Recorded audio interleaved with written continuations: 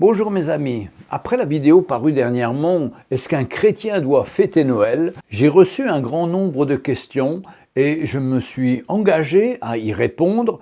Et la première question qui m'a le plus frappé, c'est de voir que beaucoup de personnes ne savent pas ce que c'est qu'un chrétien. Qu'est-ce qu'un chrétien ? Le mot chrétien apparaît à Antioche dans le livre des Actes au chapitre 11, verset 26, que je vous cite. Ce fut à Antioche que pour la première fois, les disciples furent appelés chrétiens.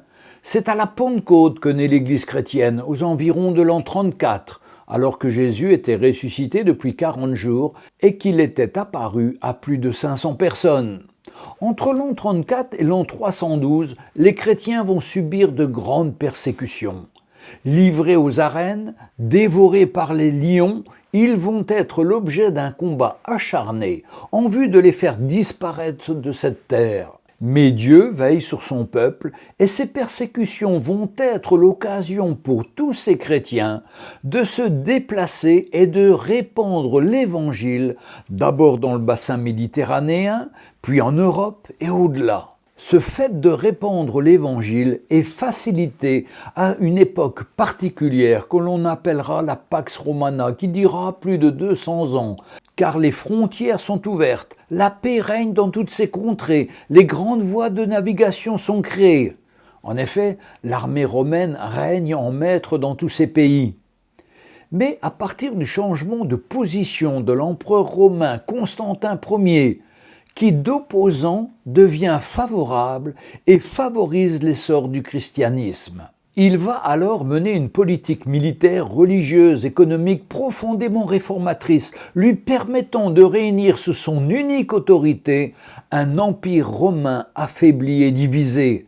L'empereur Constantin va faire du christianisme la religion d'État, ce qui aura deux conséquences importantes. La première, la liberté de culte accordée aux chrétiens. La foi chrétienne devient obligatoire pour tous. S'ensuit l'arrêt immédiat de la persécution. Les chrétiens sont autorisés à vivre comme tout le monde. Et pour faciliter la vie des chrétiens de se réunir librement, on transforme les temples païens en églises et en chapelles. Mais à cette époque, on mélange alors les cultes païens aux cultes chrétiens en y incorporant les fêtes, la musique et les chants grégoriens, l'encens. On va incorporer à la foi chrétienne des nouveaux dogmes, les mystères, tirés du système des religions à mystère des païens qui avaient eu un grand succès du temps du paganisme. La prière pour les morts, le dogme de Marie, Mère de Dieu, en 434, puis le baptême des bébés, les conversions collectives des peuples à la suite de leurs souverains, exemple les Francs, derrière Clovis en 498, on va même créer et donner des peines très lourdes pour défi de christianisme, très précisément pour les hommes et les femmes de l'aristocratie. Le petit peuple n'étant pas ou peu recherché, tout doit être rangé derrière la sainte et glorieuse Église romaine universelle. Deuxièmement, les chrétiens cessent d'être persécutés. Ils perdent en revanche le principal, une foi vivante en Jésus-Christ, pour entrer dans un système religieux, ce qui va diluer le véritable évangile en une religion officielle d'État qui va concentrer tous les pouvoirs, tous les abus, cachant toutes ces débauches derrière un pouvoir politico-religieux, enfermant la vérité de Dieu dans une religion froide et rigide. Très vite la foi va disparaître, remplacée par une hypocrisie, laissant l'homme dans son péché et son immoralité, caché sous un manteau religieux. Puis va suivre 10 siècles de développement du pouvoir papal, où les papes successifs à Rome vont proclamer leur règne, non seulement sur les autres évêques, mais aussi sur les nations, sur les rois et les empereurs. Puis vers 1517, Luther arrive et cherche à approfondir sa connaissance du Seigneur Jésus, reconnaissant que si la loi est juste, il ne peut la suivre de lui-même. Il n'a pas la capacité de l'accomplir. La relation avec Dieu n'est pas une œuvre quelconque que Dieu nous demande d'accomplir, mais Dieu nous parle par révélation. Et la révélation que reçoit Luther de la part de Dieu, c'est que c'est par grâce qu'on reçoit le salut. Il est donné gratuitement. Et de cette révélation naît un énorme mouvement de réforme dans toute l'Europe, au sein même de l'Église romaine. C'est alors que les vrais chrétiens vont être persécutés. Pourtant, Rome a tenté de faire du grand nettoyage par rapport à la parole de Dieu et les nombreuses fausses doctrines qui s'étaient introduites dans l'Église.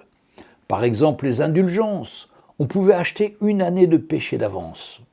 C'était devenu un commerce. Les affreuses pieuseries ou bondieuseries en tout genre, comme la vénération des reliques, par exemple, le bois de la croix ou les clous de la croix, mais pire, les bras des apôtres, le lait de la Vierge Marie. Et ils vendaient des bouteilles et tout le monde allait adorer ces choses. Les plus folles inventions ont été prolifiques jusqu'au prépuce de Jésus. Et on demandait aux gens d'adorer et d'admirer.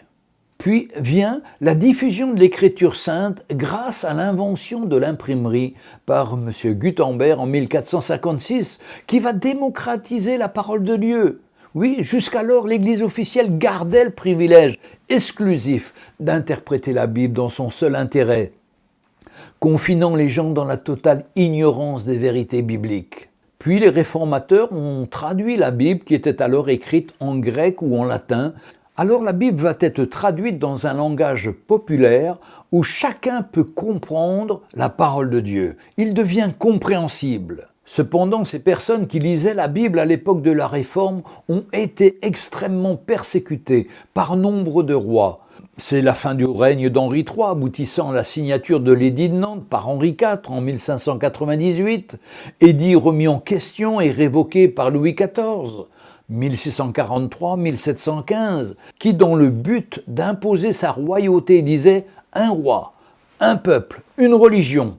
Il faut dire que même de nos jours, il n'y a pas de plus grande force humaine que l'addition de la politique et de la religion.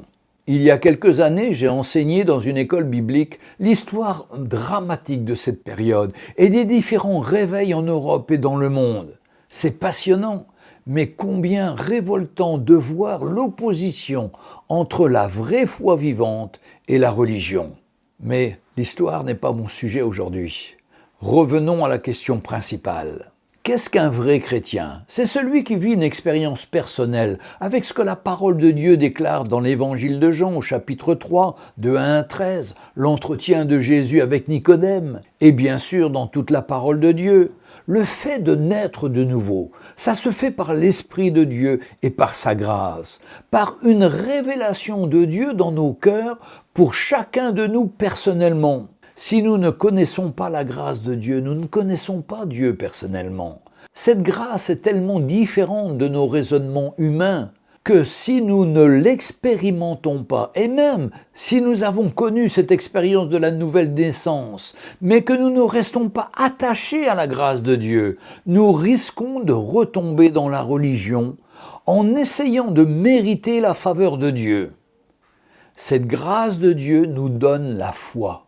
Une vie chrétienne qui honore et glorifie le Seigneur Jésus. La grâce, c'est le don que Dieu fait au pécheur pour le déclarer juste devant Dieu, grâce à la mort de Jésus sur la croix, et de le maintenir dans cette grâce afin qu'il s'appuie toujours sur Dieu dans tous les moments de sa vie. Alors, qu'en est-il de ceux qui se nomment chrétiens et qui n'ont pas fait cette expérience de la nouvelle naissance? Eh bien, ce sont des chrétiens de nom, mais pas de cœur. Leur vie est semblable à celle des païens. Ils sont seulement religieux, ils ont un langage, ils font des œuvres par lesquelles ils essayent de plaire à Dieu, pour leur montrer leur bonne volonté. Mais on n'est sauvé que par la foi.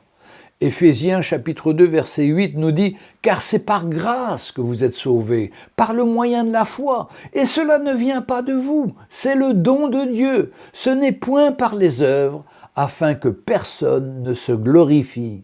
Car nous sommes son ouvrage, ayant été créés en Jésus-Christ pour de bonnes œuvres que Dieu a préparées d'avance afin que nous les pratiquions. » Voyez, les œuvres doivent suivre la nouvelle naissance. S'il n'y a pas de nouvelle naissance, il n'y a que des œuvres. On essaie de se justifier par les choses que l'on fait. Voyez, la nouvelle naissance, naître de nouveau, doit être la première chose qu'il doit y avoir dans notre vie afin de rencontrer le Seigneur. La suite, c'est les œuvres que Dieu a préparées d'avance. Mais c'est pas pour se glorifier, c'est les œuvres qu'il a préparées pour ses enfants.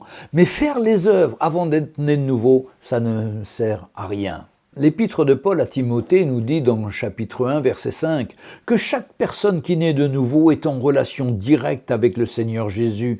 Il n'y a plus besoin d'intermédiaire. Nous avons une relation personnelle avec Dieu. Toutes les fois où l'on devient religieux, et même en étant chrétien, en se confiant dans ce que nous faisons pour Dieu, nous sortons de la grâce de Dieu.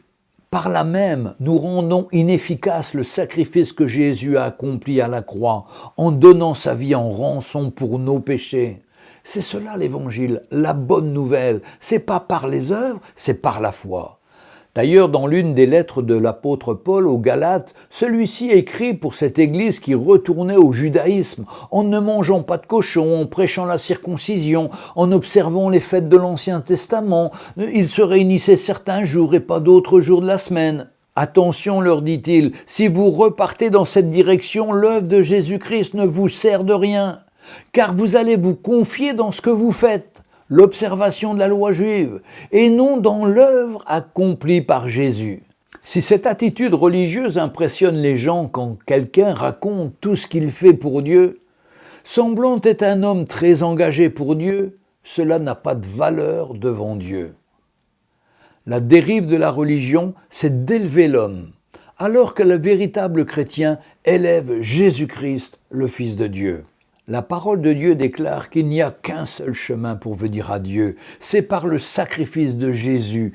Les religions nous proposent tous des chemins faits par les hommes, alors que Jésus nous a dit « Je suis le chemin, la vérité et la vie. Nul ne vient au Père que par moi. » Évangile de Jean, chapitre 14, verset 6.